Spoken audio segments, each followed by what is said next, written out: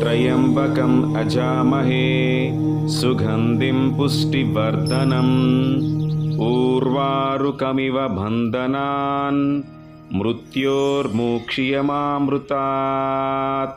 ॐ त्र्यम्बकं अजामहे सुगन्धिं पुष्टिवर्धनम् उर्वारुकमिव बन्धनान् मृत्योर्मुक्षीयमामृतात्। ॐ त्र्यम्बकं अजामहे सुगन्धिं पुष्टिवर्धनम् उर्वारुकमिव बन्धनान् मृत्योर्मुक्षीयमामृतात्। ॐ त्र्यम्बकं अजामहे सुगन्धिं पुष्टिवर्धनम् उर्वारुकमिव बन्धनान् मृत्योर्मुक्षीयमामृतात्। ॐ त्र्यम्बकं अजामहे सुगन्धिं पुष्टिवर्धनम् उर्वारुकमिव बन्धनान् मृत्योर्मुक्षीयमामृतात्। ॐ त्र्यम्बकं अजामहे सुगन्धिं पुष्टिवर्धनम् उर्वारुकमिव बन्धनान् मृत्योर्मुक्षीयमामृतात्। ॐ त्र्यम्बकं अजामहे सुगन्धिं पुष्टिवर्धनम् उर्वारुकमिव बन्धनान् मृत्योर्मुक्षीयमामृतात्। ॐ त्र्यम्बकं अजामहे सुगन्धिं पुष्टिवर्धनम् उर्वारुकमिव बन्धनान् मृत्योर्मुक्षीयमामृतात्। ॐ त्र्यम्बकं अजामहे सुगन्धिं पुष्टिवर्धनम् उर्वारुकमिव बन्धनान् मृत्योर्मुक्षीयमामृतात्। ॐ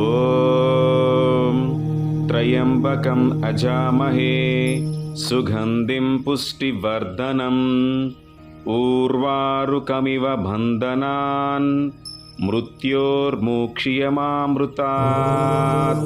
ॐ त्र्यम्बकं अजामहे सुगन्धिं पुष्टिवर्धनम् उर्वारुकमिव बन्धनान् मृत्योर्मुक्षीयमामृतात्। ॐ त्र्यम्बकं अजामहे सुगन्धिं पुष्टिवर्धनम् उर्वारुकमिव बन्धनान् मृत्योर्मुक्षीयमामृतात्। ॐ त्र्यम्बकं अजामहे सुगन्धिं पुष्टिवर्धनम् उर्वारुकमिव बन्धनान् मृत्योर्मुक्षीयमामृतात्। ॐ त्र्यम्बकं अजामहे सुगन्धिं पुष्टिवर्धनम् उर्वारुकमिव बन्धनान् मृत्योर्मुक्षीयमामृतात्। ॐ त्र्यम्बकं अजामहे सुगन्धिं पुष्टिवर्धनम् उर्वारुकमिव बन्धनान् मृत्योर्मुक्षीयमामृतात्। ॐ त्र्यम्बकं अजामहे सुगन्धिं पुष्टिवर्धनम् उर्वारुकमिव बन्धनान् मृत्योर्मुक्षीयमामृतात्। ॐ त्र्यम्बकं अजामहे सुगन्धिं पुष्टिवर्धनम् उर्वारुकमिव बन्धनान् मृत्योर्मुक्षीयमामृतात्। ॐ त्र्यम्बकं अजामहे सुगन्धिं पुष्टिवर्धनम् उर्वारुकमिव बन्धनान् मृत्योर्मुक्षीयमामृतात्। ॐ त्र्यम्बकम् अजामहे सुगन्धिं पुष्टिवर्धनम् उर्वारुकमिव बन्धनान् मृत्योर्मुक्षीयमामृतात्। ॐ त्र्यम्बकम् अजामहे सुगन्धिं पुष्टिवर्धनम् उर्वारुकमिव बन्धनान् मृत्योर्मुक्षीयमामृतात्। ॐ त्र्यम्बकम् अजामहे सुगन्धिं पुष्टिवर्धनम् उर्वारुकमिव बन्धनान् मृत्योर्मुक्षीयमामृतात्। ॐ त्र्यम्बकम् अजामहे सुगन्धिं पुष्टिवर्धनम् उर्वारुकमिव बन्धनान् मृत्योर्मुक्षीयमामृतात्। ॐ त्र्यम्बकम् अजामहे सुगन्धिं पुष्टिवर्धनम् उर्वारुकमिव बन्धनान् मृत्योर्मुक्षीयमामृतात्। ॐ त्र्यम्बकम् अजामहे सुगन्धिं पुष्टिवर्धनम् उर्वारुकमिव बन्धनान् मृत्योर्मुक्षीयमामृतात्। ॐ त्र्यम्बकम् अजामहे सुगन्धिं पुष्टिवर्धनम् उर्वारुकमिव बन्धनान् मृत्योर्मुक्षीयमामृतात्। ॐ त्र्यम्बकम् अजामहे सुगन्धिं पुष्टिवर्धनम् उर्वारुकमिव बन्धनान् मृत्योर्मुक्षीयमामृतात्। ॐ त्र्यम्बकम् अजामहे सुगन्धिं पुष्टिवर्धनम् उर्वारुकमिव बन्धनान् मृत्योर्मुक्षीयमामृतात्। ॐ त्र्यम्बकम् अजामहे सुगन्धिं पुष्टिवर्धनम् उर्वारुकमिव बन्धनान् मृत्योर्मुक्षीयमामृतात्। ॐ त्र्यम्बकम् अजामहे सुगन्धिं पुष्टिवर्धनम् उर्वारुकमिव बन्धनान् मृत्योर्मुक्षीयमामृतात्। ॐ त्र्यम्बकम् अजामहे सुगन्धिं पुष्टिवर्धनम् उर्वारुकमिव बन्धनान् मृत्योर्मुक्षीयमामृतात्। ॐ त्र्यम्बकम् अजामहे सुगन्धिं पुष्टिवर्धनम् उर्वारुकमिव बन्धनान् मृत्योर्मुक्षीयमामृतात्। ॐ त्र्यम्बकम् अजामहे सुगन्धिं पुष्टिवर्धनम् उर्वारुकमिव बन्धनान् मृत्योर्मुक्षीयमामृतात्। ॐ त्र्यम्बकम् अजामहे सुगन्धिं पुष्टिवर्धनम् उर्वारुकमिव बन्धनान् मृत्योर्मुक्षीयमामृतात्। ॐ त्र्यम्बकम् अजामहे सुगन्धिं पुष्टिवर्धनम् उर्वारुकमिव बन्धनान् मृत्योर्मुक्षीयमामृतात्। ॐ त्र्यम्बकम् अजामहे सुगन्धिं पुष्टिवर्धनम् उर्वारुकमिव बन्धनान् मृत्योर्मुक्षीयमामृतात्। ॐ त्र्यम्बकम् अजामहे सुगन्धिं पुष्टिवर्धनम् उर्वारुकमिव बन्धनान् मृत्योर्मुक्षीयमामृतात्। मृत्योर्मोक्ष्यमामृतात्। ॐ त्र्यम्बकम् अजामहे सुगन्धिं पुष्टिवर्धनम् उर्वारुकमिव बन्धनान् मृत्योर्मोक्ष्यमामृतात्। ॐ त्र्यम्बकम् अजामहे सुगन्धिं पुष्टिवर्धनम् उर्वारुकमिव बन्धनान् मृत्योर्मोक्ष्यमामृतात्। ॐ त्र्यम्बकम् अजामहे सुगन्धिं पुष्टिवर्धनम् उर्वारुकमिव बन्धनान् मृत्योर्मोक्ष्यमामृतात्। ॐ त्र्यम्बकम् अजामहे सुगन्धिं पुष्टिवर्धनम् उर्वारुकमिव बन्धनान् मृत्योर्मोक्ष्यमामृतात्।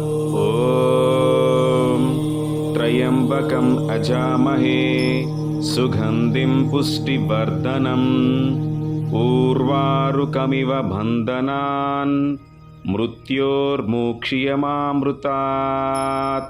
ॐ त्र्यम्बकम् अजामहे सुगन्धिं पुष्टिवर्धनम् उर्वारुकमिव बन्धनान् मृत्योर्मोक्ष्यमामृतात्। ॐ त्र्यम्बकम् अजामहे सुगन्धिं पुष्टिवर्धनम् उर्वारुकमिव बन्धनान् मृत्योर्मोक्ष्यमामृतात्। ॐ त्र्यम्बकम् अजामहे सुगन्धिं पुष्टिवर्धनम् उर्वारुकमिव बन्धनान् मृत्योर्मोक्ष्यमामृतात्। ॐ त्र्यम्बकम् अजामहे सुगन्धिं पुष्टिवर्धनम् उर्वारुकमिव बन्धनान् मृत्योर्मोक्ष्यमामृतात्। ॐ त्र्यम्बकम् अजामहे सुगन्धिं पुष्टिवर्धनम् उर्वारुकमिव बन्धनान् मृत्योर्मोक्ष्यमामृतात्। ॐ त्र्यम्बकम् अजामहे सुगन्धिं पुष्टिवर्धनम् उर्वारुकमिव बन्धनान् मृत्योर्मोक्ष्यमामृतात्। ॐ त्र्यम्बकम् अजामहे सुगन्धिं पुष्टिवर्धनम् उर्वारुकमिव बन्धनान् मृत्योर्मोक्ष्यमामृतात्। ॐ त्र्यम्बकम् अजामहे सुगन्धिं पुष्टिवर्धनम् उर्वारुकमिव बन्धनान् मृत्योर्मोक्ष्यमामृतात्। ॐ त्र्यम्बकम् अजामहे सुगन्धिं पुष्टिवर्धनम् उर्वारुकमिव बन्धनान् मृत्योर्मोक्ष्यमामृतात्। ॐ त्र्यम्बकम् अजामहे सुगन्धिं पुष्टिवर्धनम् उर्वारुकमिव बन्धनान् मृत्योर्मोक्ष्यमामृतात्। ॐ त्र्यम्बकम् अजामहे सुगन्धिं पुष्टिवर्धनम् उर्वारुकमिव बन्धनान् मृत्योर्मोक्ष्यमामृतात्। ॐ त्र्यम्बकम् अजामहे सुगन्धिं पुष्टिवर्धनम् उर्वारुकमिव बन्धनान् मृत्योर्मोक्ष्यमामृतात्। ॐ त्र्यम्बकम् अजामहे सुगन्धिं पुष्टिवर्धनम् उर्वारुकमिव बन्धनान् मृत्योर्मुक्षीयमामृतात्। ॐ त्र्यम्बकम् अजामहे सुगन्धिं पुष्टिवर्धनम् ऊर्वारुकमिव बन्धनान् मृत्योर्मुक्षीयमामृतात्। ॐ त्र्यम्बकम् अजामहे सुगन्धिं पुष्टिवर्धनम् ऊर्वारुकमिव बन्धनान् मृत्योर्मुक्षीयमामृतात्। ॐ त्र्यम्बकम् अजामहे सुगन्धिं पुष्टिवर्धनम् ऊर्वारुकमिव बन्धनान् मृत्योर्मुक्षीयमामृतात्। ॐ त्र्यम्बकम् अजामहे सुगन्धिं पुष्टिवर्धनम् ऊर्वारुकमिव बन्धनान् मृत्योर्मुक्षीयमामृतात्। ॐ त्र्यम्बकम् अजामहे सुगन्धिं पुष्टिवर्धनम् ऊर्वारुकमिव बन्धनान् मृत्योर्मुक्षीयमामृतात्। ॐ त्र्यम्बकम् अजामहे सुगन्धिं पुष्टिवर्धनम् ऊर्वारुकमिव बन्धनान् मृत्योर्मुक्षीयमामृतात्। ॐ त्र्यम्बकम् अजामहे सुगन्धिं पुष्टिवर्धनम् ऊर्वारुकमिव बन्धनान् मृत्योर्मुक्षीयमामृतात्। ॐ त्र्यम्बकम् अजामहे सुगन्धिं पुष्टिवर्धनम् ऊर्वारुकमिव बन्धनान् मृत्योर्मुक्षीयमामृतात्। ॐ त्र्यम्बकम् अजामहे सुगन्धिं पुष्टिवर्धनम् ऊर्वारुकमिव बन्धनान् मृत्योर्मुक्षीयमामृतात्। ॐ त्र्यम्बकम् अजामहे सुगन्धिं पुष्टिवर्धनम् ऊर्वारुकमिव बन्धनान् मृत्योर्मुक्षीयमामृतात्। ॐ त्र्यम्बकम् अजामहे सुगन्धिं पुष्टिवर्धनम् ऊर्वारुकमिव बन्धनान् मृत्योर्मुक्षीयमामृतात्। ॐ त्र्यम्बकम् अजामहे सुगन्धिं पुष्टिवर्धनम् ऊर्वारुकमिव बन्धनान् मृत्योर्मुक्षीयमामृतात्। ॐ त्र्यम्बकम् अजामहे सुगन्धिं पुष्टिवर्धनम् ऊर्वारुकमिव बन्धनान् मृत्योर्मुक्षीयमामृतात्। ॐ त्र्यम्बकम् अजामहे सुगन्धिं पुष्टिवर्धनम् ऊर्वारुकमिव बन्धनान् मृत्योर्मुक्षीयमामृतात्। ॐ त्र्यम्बकम् अजामहे सुगन्धिं पुष्टिवर्धनम् ऊर्वारुकमिव बन्धनान् मृत्योर्मुक्षीयमामृतात्। ॐ त्र्यम्बकम् अजामहे सुगन्धिं पुष्टिवर्धनम् ऊर्वारुकमिव बन्धनान् मृत्योर्मुक्षीयमामृतात्। ॐ त्र्यम्बकम् अजामहे सुगन्धिं पुष्टिवर्धनम् ऊर्वारुकमिव बन्धनान् मृत्योर्मुक्षीयमामृतात्। ॐ त्र्यम्बकम् अजामहे सुगन्धिं पुष्टिवर्धनम् ऊर्वारुकमिव बन्धनान् मृत्योर्मुक्षीयमामृतात्। ॐ त्र्यम्बकम् अजामहे सुगन्धिं पुष्टिवर्धनम् उर्वारुकमिव बन्धनान् मृत्योर्मुक्षीयमामृतात्। ॐ त्र्यम्बकम् अजामहे सुगन्धिं पुष्टिवर्धनम् उर्वारुकमिव बन्धनान् मृत्योर्मुक्षीयमामृतात्। ॐ त्र्यम्बकम् अजामहे सुगन्धिं पुष्टिवर्धनम् उर्वारुकमिव बन्धनान् मृत्योर्मुक्षीयमामृतात्। ॐ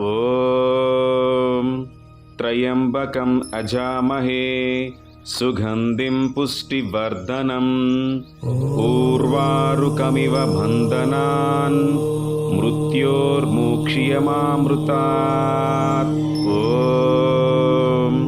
त्र्यम्बकम् अजामहे सुगन्धिं पुष्टिवर्धनम् उर्वारुकमिव बन्धनान् मृत्योर्मुक्षीयमामृतात्। ॐ त्र्यम्बकम् अजामहे सुगन्धिं पुष्टिवर्धनम् उर्वारुकमिव बन्धनान् मृत्योर्मुक्षीयमामृतात्। ॐ त्र्यम्बकम् अजामहे सुगन्धिं पुष्टिवर्धनम् उर्वारुकमिव बन्धनान् मृत्योर्मुक्षीयमामृतात्। ॐ त्र्यम्बकम् अजामहे सुगन्धिं पुष्टिवर्धनम् उर्वारुकमिव बन्धनान् मृत्योर्मुक्षीयमामृतात्। ॐ त्र्यम्बकम् अजामहे सुगन्धिं पुष्टिवर्धनम् उर्वारुकमिव बन्धनान् मृत्योर्मुक्षीयमामृतात्। ॐ त्र्यम्बकम् अजामहे सुगन्धिं पुष्टिवर्धनम् उर्वारुकमिव बन्धनान् मृत्योर्मुक्षीयमामृतात्। ॐ त्र्यम्बकम् अजामहे सुगन्धिं पुष्टिवर्धनम् उर्वारुकमिव बन्धनान् मृत्योर्मुक्षीयमामृतात्। ॐ त्र्यम्बकम् अजामहे सुगन्धिं पुष्टिवर्धनम् उर्वारुकमिव बन्धनान् मृत्योर्मुक्षीयमामृतात्। ॐ त्र्यम्बकम् अजामहे सुगन्धिं पुष्टिवर्धनम् उर्वारुकमिव बन्धनान् मृत्योर्मुक्षीयमामृतात्। ॐ त्र्यम्बकम् अजामहे सुगन्धिं पुष्टिवर्धनम् उर्वारुकमिव बन्धनान् मृत्योर्मुक्षीयमामृतात्। ॐ त्र्यम्बकम् अजामहे सुगन्धिं पुष्टिवर्धनम् उर्वारुकमिव बन्धनान् मृत्योर्मुक्षीयमामृतात्। ॐ त्र्यम्बकम् अजामहे सुगन्धिं पुष्टिवर्धनम् उर्वारुकमिव बन्धनान् मृत्योर्मुक्षीयमामृतात्। ॐ त्र्यम्बकम् अजामहे सुगन्धिं पुष्टिवर्धनम् उर्वारुकमिव बन्धनान् मृत्योर्मुक्षीयमामृतात्। ॐ त्र्यम्बकम् अजामहे सुगन्धिं पुष्टिवर्धनम् उर्वारुकमिव बन्धनान् मृत्योर्मुक्षीयमामृतात्। ॐ त्र्यम्बकम् अजामहे सुगन्धिं पुष्टिवर्धनम् उर्वारुकमिव बन्धनान् मृत्योर्मुक्षीयमामृतात्।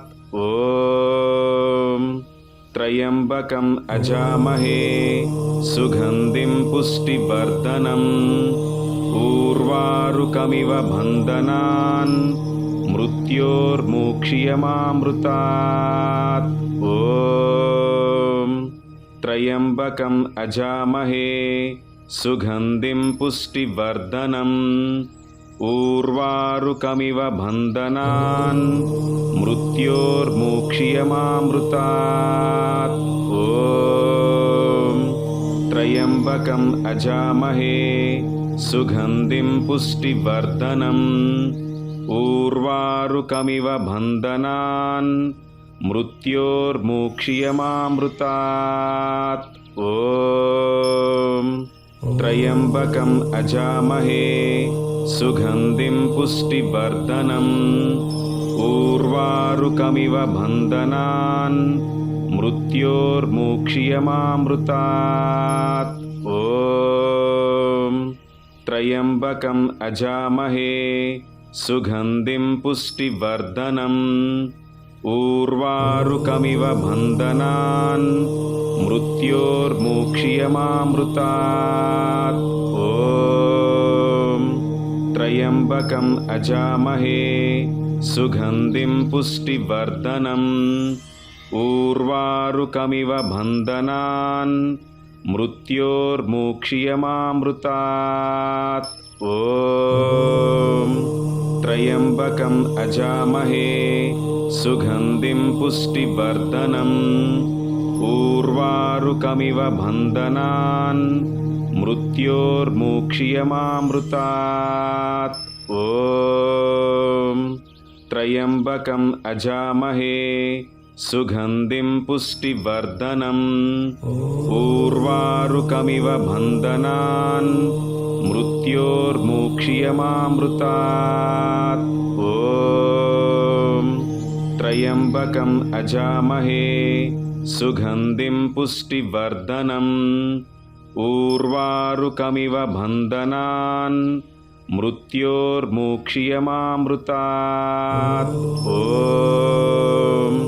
त्र्यम्बकम् अजामहे सुगन्धिं पुष्टिवर्धनम् उर्वारुकमिव बन्धनान् मृत्योर्मुक्षीयमामृतात्।